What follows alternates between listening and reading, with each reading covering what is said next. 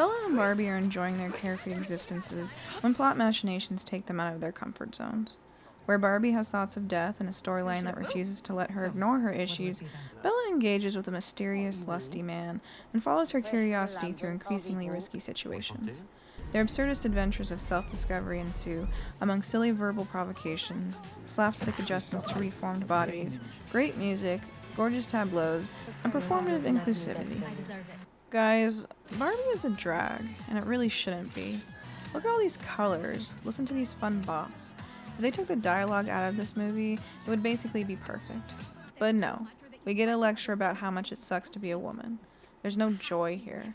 Oh, sorry. Playing Barbie with your daughter is the joyful part. I really just wanted a fun, absurdist take on the struggles of womanhood, not a boring sermon about it. We already have funny and insightful conversations with feminists who are inclusive of men. Take your didactic blah blah elsewhere. It's completely maddening because there are plenty of ridiculous jokes in this film. They just go to the men. There's a reason I'm Just Ken broke into the zeitgeist, while Mom's "It's terrible being a woman" monologue got about 5 seconds of daylight before fizzling out. This song is fun and silly and has a nice message about valuing yourself.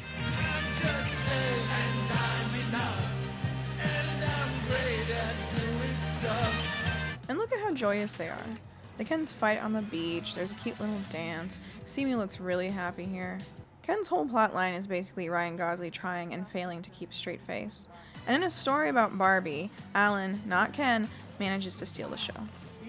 Even though the film reduces men to cute little idiots, they still A, get to enjoy themselves, and B, solve their own emotional issues. Do you see how well the silly absurdist stuff works in their favor? Even White Dad gets a kind and generous joke about his attempts to learn Spanish. Orgulloso. And yeah, it is a little harsh to say there's no well-observed absurdist stuff for the Barbies. There's the gag with the elevated foot, the pregnant Barbie thing, weird Barbie doing the splits, stereotypical Barbie learning how to interact with liquids in the real world, and the Stepford-tinged misandrous society the Barbies rule over.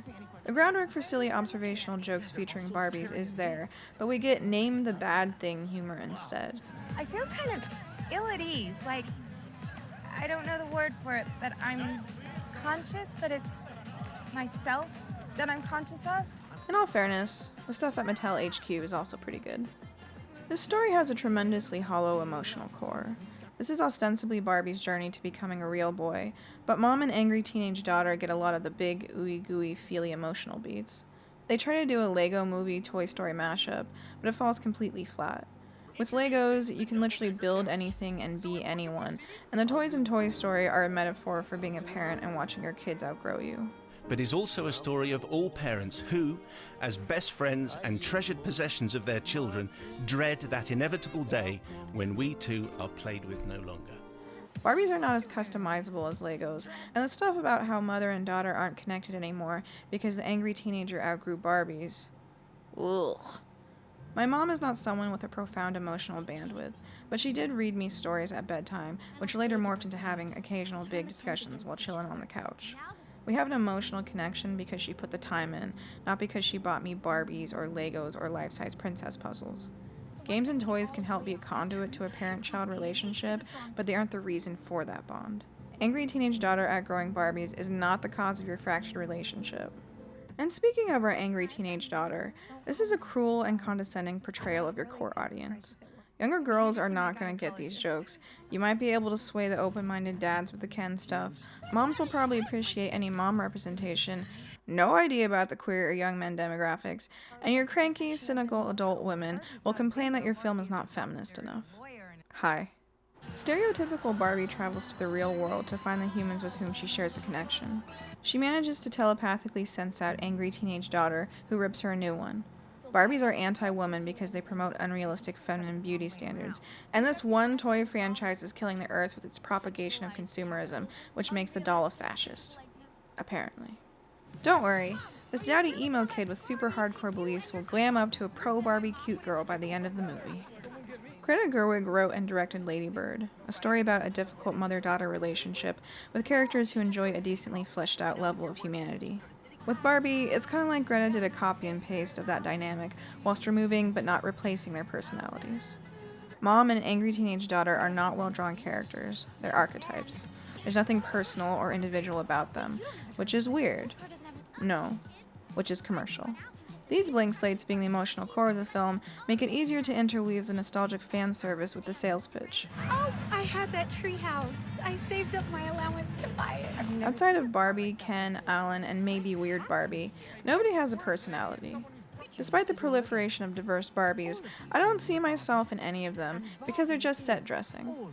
At one point, angry teenage daughter incorrectly refers to stereotypical Barbie as a white savior. That would imply that Barbie's journey goes beyond that of self-actualization, that she actually helps others. All of the Barbies somehow get caught up in patriarchy during stereotypical Barbie's absence. SB gets the bright idea to deprogram the others, but who actually does all of the associated emotional labor? Could it be the same Latino woman who has shouldered most of the burden of stereotypical Barbie's existential crisis? Let's be real, the racial politics of this film are not great. Ken.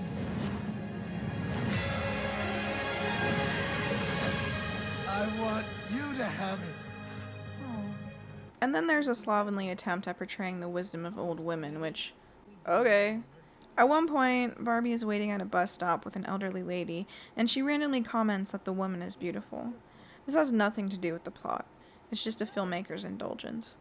And then later, Ruth is revealed to be the inventor of Barbie. Look, see? Barbie is feminist. She was made by a woman and then corrupted by men and capitalism. Which, do you see how much fun Will Ferrell is having in this role? He gets one of the best gags in the movie. I don't have my key cord. Sorry.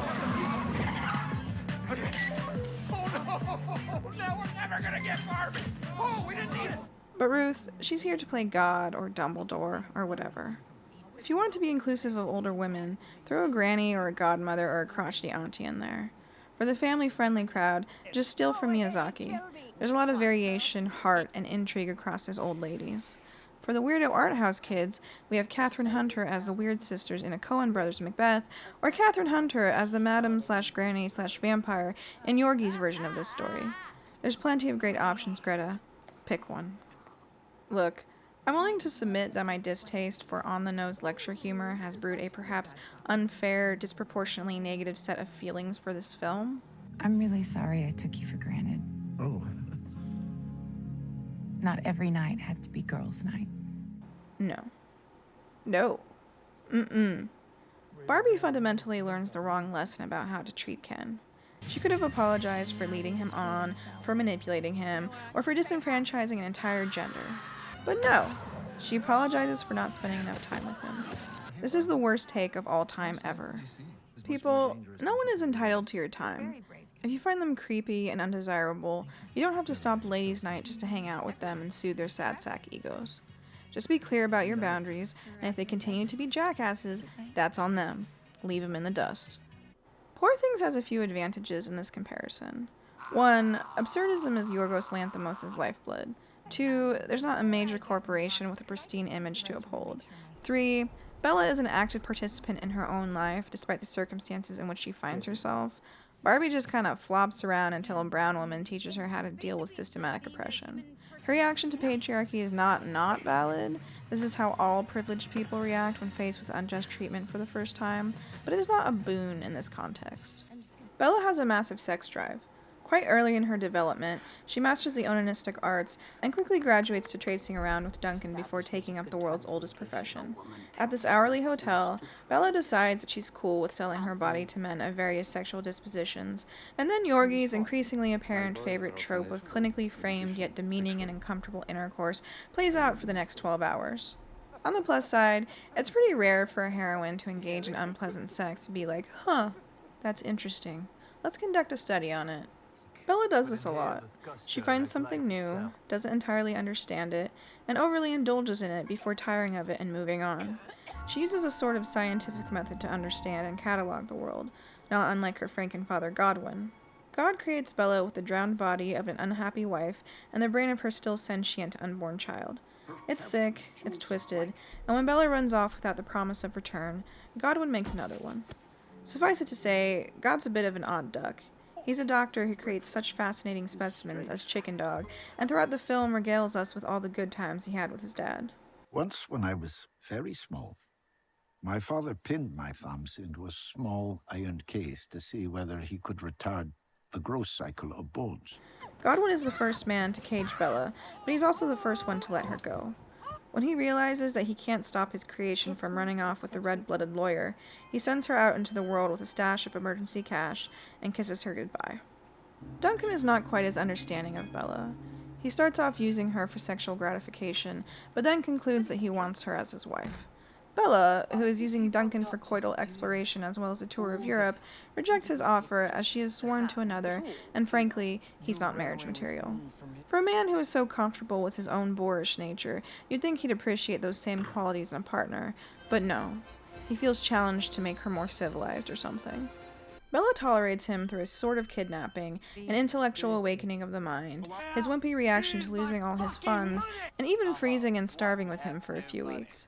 After engaging in a bit of whoring to pay for some eclairs, Bella compliments Duncan on his sexual prowess. Her first client was not so spirited. Instead of taking it for the compliment that it is, he gets real pissed. You are a monster, a whore and a monster, a demon sent from hell to rip my spirit to shreds, to punish my tiny sins with a tsunami of destruction, to take my heart and pull it like toffee to ruin me. I look at you and I see nothing but ugliness. Bella realizes that she's a flawed, experimenting person, and so needs a partner who is understanding of her true nature. She offers to buy Duncan a return passage to London, but he steals all of God's money instead. For the remainder of the film, Bruff struggles to let go of Bella. He cries to her while pulling locks from his hair, and then, having been driven to madness, he fails to recover from their relationship in an insane asylum. At her wedding to Max, Duncan introduces Bella's body's former husband, Victoria's husband, because if he can't have her, perhaps someone else can make her miserable instead. God hires Max McCandles to catalog and study Bella's habits and behaviors. He falls for her, but feels a little bad about it because there's an obvious power imbalance in regards to their respective emotional and intellectual developments. But Godwin encourages the boy to marry his creation, and so McCandles ignores his better judgment to ask a still nascent Bella for her hand in marriage. He takes her unfocused, casual, lusty interest as a definitive, thoughtful yes, but he's not one to take advantage of her. They should be husband and wife first. Unfortunately for God's assistant, Duncan has no qualms about morality when it comes to a beautiful woman. Max tries to stop Bella from running off with a man who is all too happy to prey on the innocence and naivete of an inexperienced young lady. But Bella wants to see the world. She uses Frank and Dad's little chloroform trick to send Max to Betty Buys. Bella runs around Europe, and Max spends time with Godwin. Despite Frank and Dad's attempts to save face behind his father's philosophy of emotionless scientific cruelty, McCandles can observe the devastating sadness consuming his mentor over Bella's absence. I am going to venture to suggest you are upset by Bella's absence. The need to support, the sobbing I hear at night. Good God, man! You prattle like an imbecile! She is gone! Eventually, God falls ill and tasks his assistant with finding his creation. For plot reasons, Duncan reaches out, and Max goes to meet him at the loony bin. There, he finds a frail and furious man who fell into a deranged, heartbroken obsession over a woman. Very generously off-screen, Max comes to the realization that obsessing over Bella is not good for his mental health, and joins the Kens in celebrating his newfound internal self-worth. And by that I mean, on-screen, he apologizes to Bella for his past sins, he expresses jealousy but not moral aspersion to her whoring, and at their wedding, when Bella wants to explore Victoria's relationship with her husband, Max is secure enough to let her go. Honestly, I really didn't need this section of the movie. We're almost at the 2-hour mark, and things really should have wrapped up around Bella and Max's little convo in the park. I don't need explicit details to infer that Victoria was trapped in a horrific, abusive marriage. Pregnant women don't typically throw themselves off bridges for frivolous reasons. Bella is able to go on her adventures and live life the way she chooses because not only does God's financial safety net perpetually exist for her, but once he lets her go, Frank and Dad is pretty open and encouraging about his creation's inquisitive nature. With Victoria and the ladies of the night, Lanthimos somewhat acknowledges that the majority of women during this nebulous, not quite recentish past had limited options. Bella was only ever a tourist in her experiences of suffering. As the cynic says, "We go down there, they'll quite rightfully rope us, rob us, and rape us. And if they were here and we were there, we'd do the same to them." At the end of the day, Bella settles down in her post-Apple Garden of Eden, no longer beholden to female oppression, because money mostly solves that problem. In conclusion, you can disappear your systemically induced suffering by either giving us money for a temporary nostalgia-ridden emotional release, or just be wealthy enough for it to not matter. I honestly prefer Bella's journey, but Barbie has the correct answer in all of this. The only real way to move past your oppression is to acknowledge its existence and live your life to its fullest glory in spite of it. I just have a tiebreaker. Bella is exposed to philosophies from the cynic and the socialist, but in a film full of weird, wacky personalities, these two just look pretty and say their piece. They're blank-slated as hell. On the flip side, President Barbie loses political control because one blue-eyed blonde left the village. You know what? Just go watch The Trial of Elizabeth Gadge instead. It's only like 20 minutes and does the fun, absurdist feminist stuff pretty well. Anyway, feel free to deconstruct this essay's hypocritical embodiment of moral didacticism in the comments. Bye.